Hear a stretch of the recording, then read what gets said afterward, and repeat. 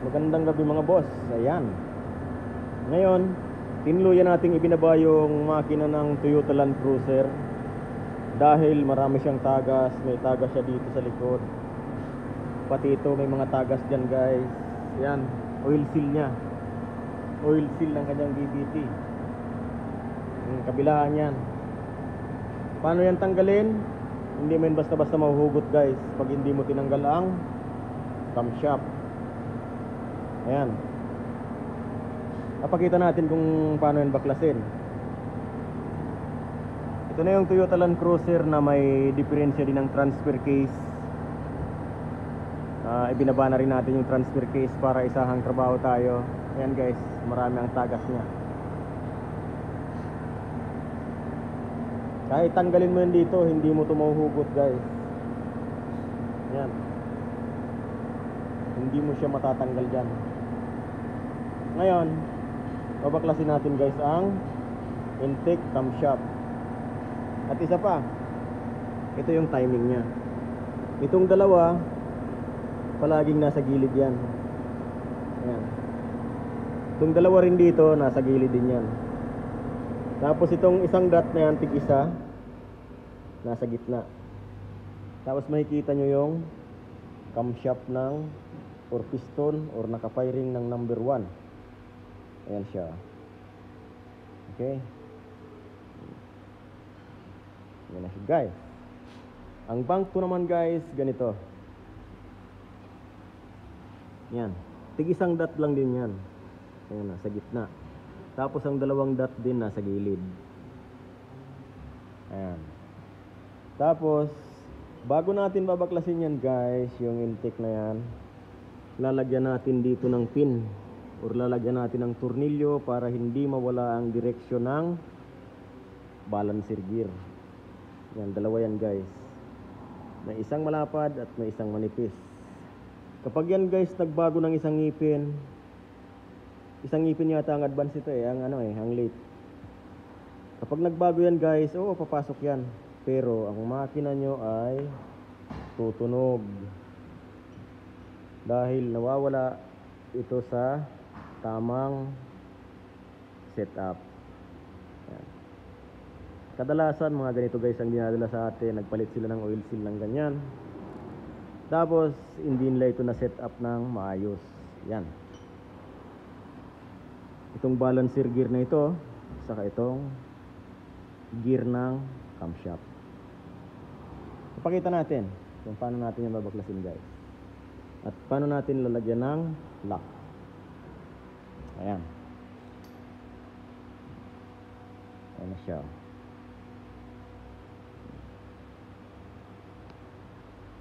Ayan guys, kapag tatanggalin nyo yung ito lalagyan nyo na ito ng lock. Kabilaan yan guys para hindi lumagatok ang makina.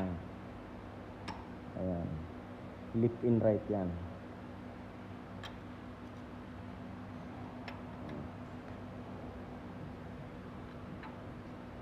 Yan. Tapos halimbawa para pag naglapat kayo ng bank 1 camshaft, para matanggal nyo ito kaagad at hindi na pumunta dun sa ilalim dahil minsan sumasabit yan guys, itapat nyo na dito sa dalawang butas na yan. Yan tig dalawang butas. Pwede nyo rin yan dyan i-timing. Pwede nyo rin siya dyan i-timing pagka nagkakabit ka ng camshaft para matanggal nyo kaagad yung tornilyo dito. Tapos pag paikot nyo ng ganon sa uno na talaga, dito na yan tatama sa tig isang dot or timing pointer. Yan. Balik natin doon kasi maglalagay tayo guys ng tawag doon. Yan, tornilyo. Lagyan natin yan ng gis na tornilyo para hindi ito magbago ng direksyon. Hanap muna tayo ng number 10 na bolt. Sabi natin, yan. Nalagyan nyo yan dyan ng lock para hindi magbago ang direksyon ng balancer, para hindi pumunta doon. Kasi pag yan pumunta doon, tapos na ikabit mo, sasabihin mo katok ang yung makina.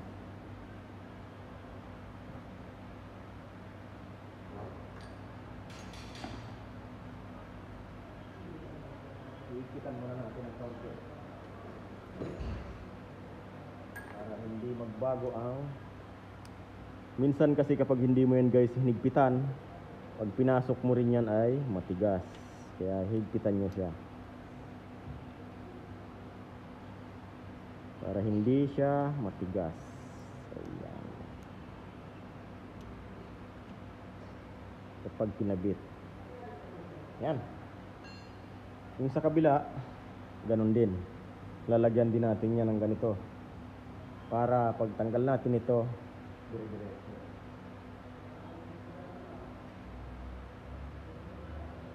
Nga pala, bago natin yan baklasin, ilalagay natin ito lahat sa neutral para walang tumukod sa balbula. Dahil minsan guys, napuputol ang camshaft.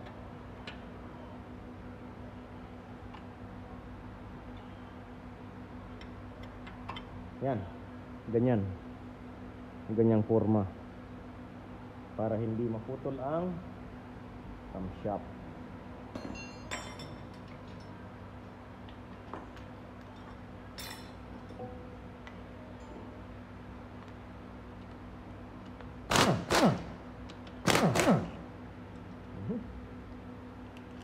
Nasira kasi yung electronic gun natin guys, kaya ito ang gamit natin.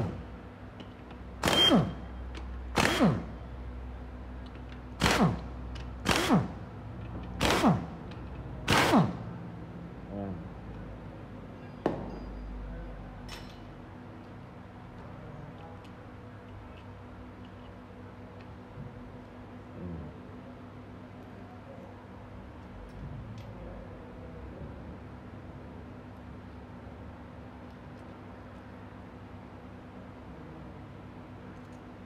Lagay natin yan para hindi siya tumalon.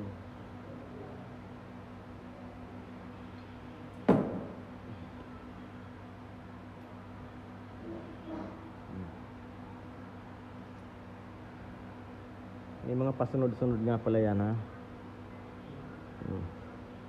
Intake 2, intake 3, exhaust 3, bank 1.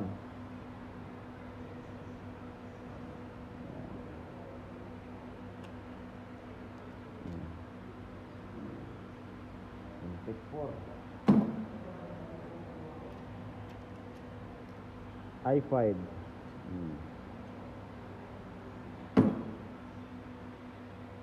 Ngayon, tatanggalin na natin guys.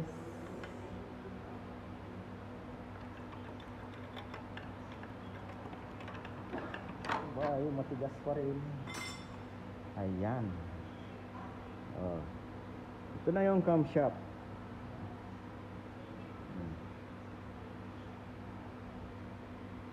Tatanggalin natin ito guys dito.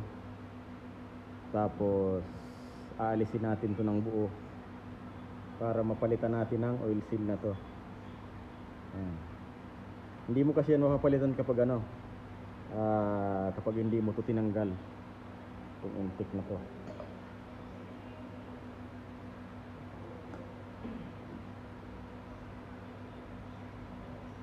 Ayan, doon naman tayo guys sa kabila dahil natanggal na natin dito. Doon na tayo sa bank 2. Nilagay na natin, yan, tatanggalin na rin natin ito.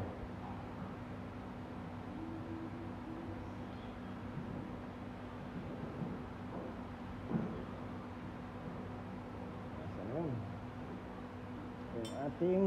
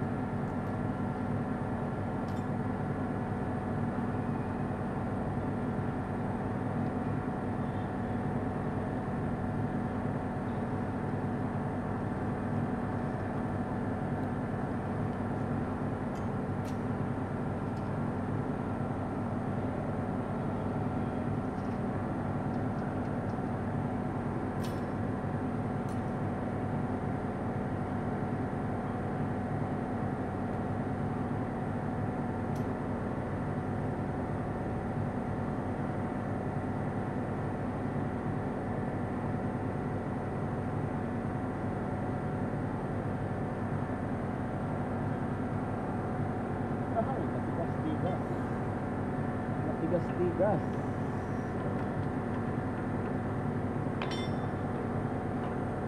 Ayan guys, ito na rin yung intake ng bank 2. Ngayon ipakita natin yung paano babaklasin ang oil seal.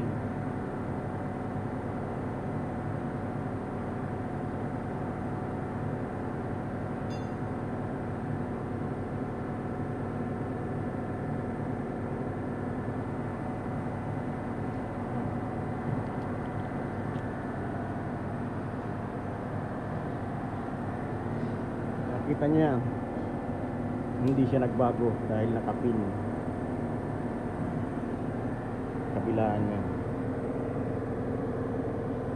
nakapin siya.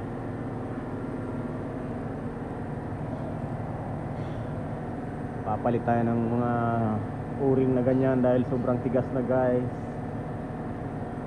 Ayan, tapos itong tornilyo pabunot natin, naputol lang kasama natin Indiano.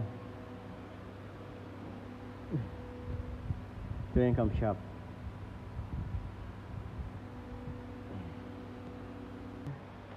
Ito guys, cover lang ito. Ayan.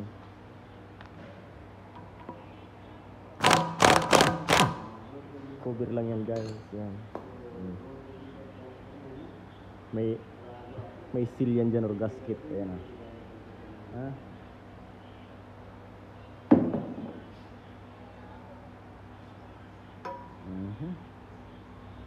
Kuha tayo ng Allen wrench na number 10. Tatanggalin na natin ang BBT.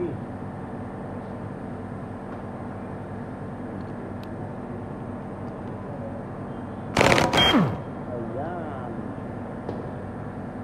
Ay wow. Ito na siya guys. Yung kanyang bolts.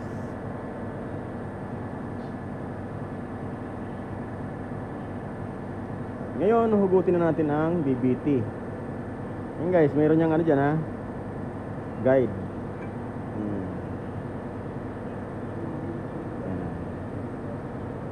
At ngayon, hindi nyo pa rin yan matatanggal. Hindi nyo pa rin yan maaalis. Tatanggalin nyo pa tong gear na yan. Okay.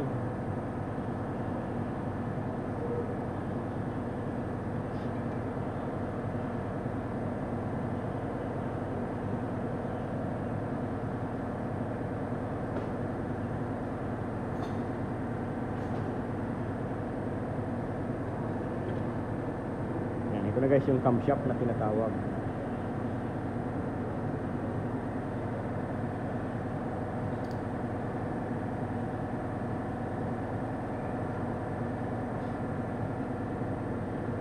Para maalis natin ito, tatanggalin din natin yan guys.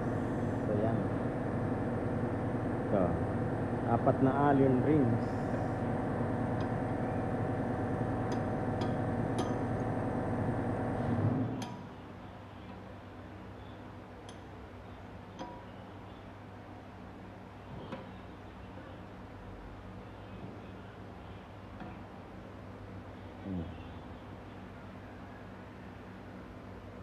Siya.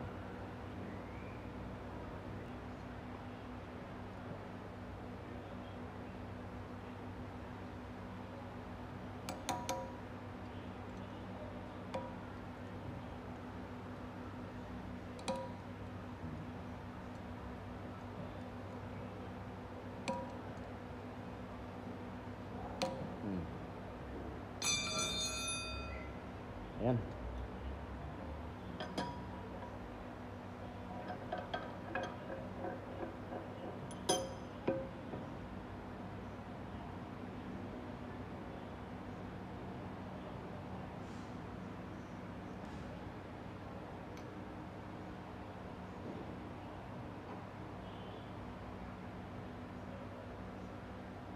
Lexus 430 Toyota Land Cruiser, basta't ang makina niya ay 2UC FE. Ganito guys ang pagpalit ng oil seal sa camshaft.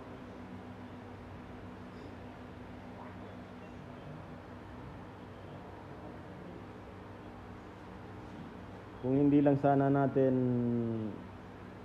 aayusin or papalitan yung mga sirang oil seal, hindi na natin ibababa yung makina. Kaya lang, para mas maganda, tanggalin na natin yun dahil nagbabalang din naman tayo ng ano. Tapos anong tawag doon? Crankcase hindi natin matanggal dahil may 4 wheel, tapos yung naka-built in sa chassis yung kanyang cross member. Baba na lang para mas madali. Ayun guys, tanggal na natin yung oil seal.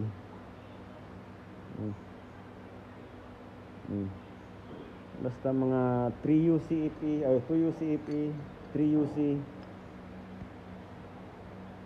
Lexus or Land Cruiser, ganyan guys ang pagpapalit ng oil seal.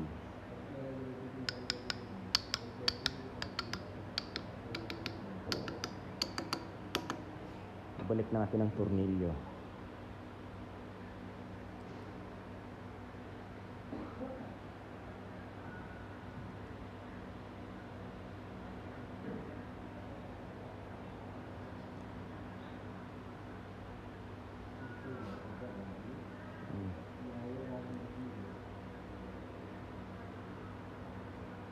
Tapos gagawa pa tayo ng video nung ano guys, nung transfer case na naka-stack siya sa 4LO.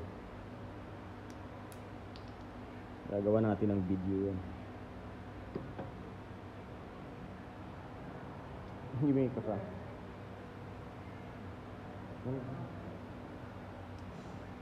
Yan, yung isa pa. Papakita pa natin ulit yun para makita natin ang tamang posisyon.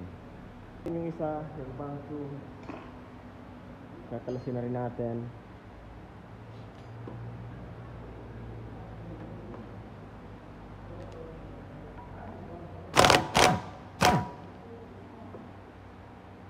Ayan.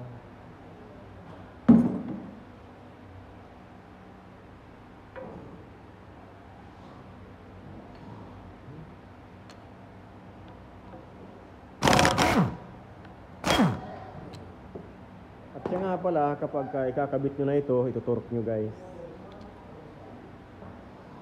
para maganda ang higpit. Ayan. Ayan, ito na siya. At hindi mo rin maalis yung oil seal.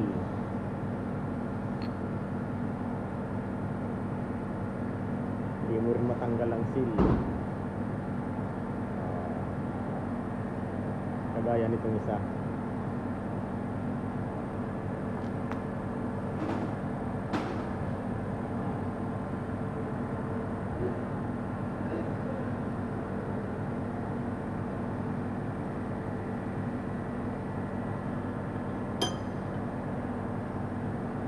Ayan, tatanggalin na rin natin to.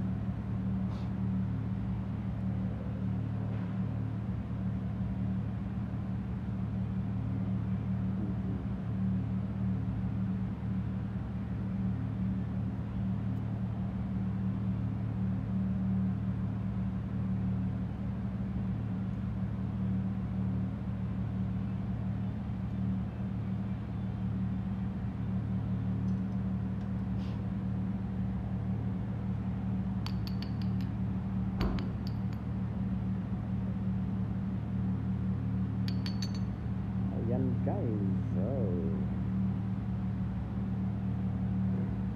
napakadaling hugutin ng oil seal. Ayan, matigas ng oil seal. Kaya kailangan na siyang palitan parehas. Ibabalik natin para hindi tayo mawala ng bolts. Kasi dito yung mga kasama ko ibang lahi, kuha lang yan ng kuha ng bolts, mga pasaway.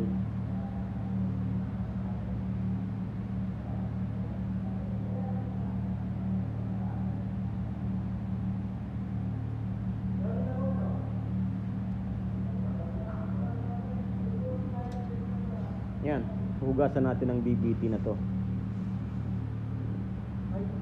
para malinis.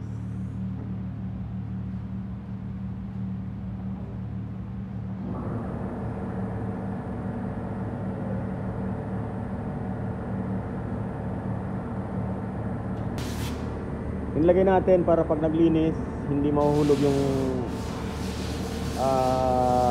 sim. Yun na siya guys. Yan, may dumating na kanam sa atin. Ayan o, kanam. Ayan. Kanam. Mas malakas yun guys dito sa Polaris. Ang Polaris na ito, 2 piston. Yun, ang piston nun 3. Ayan. Saka nakaturbo din yun guys. Walang yaka, ilawan mo pa ako. Ayan. Nilawan tayo ng dilaw nung may-ari. Ayan guys, hanggang dito na lang ating video. Part 1 video. Maraming salamat guys sa panonood. Bye bye.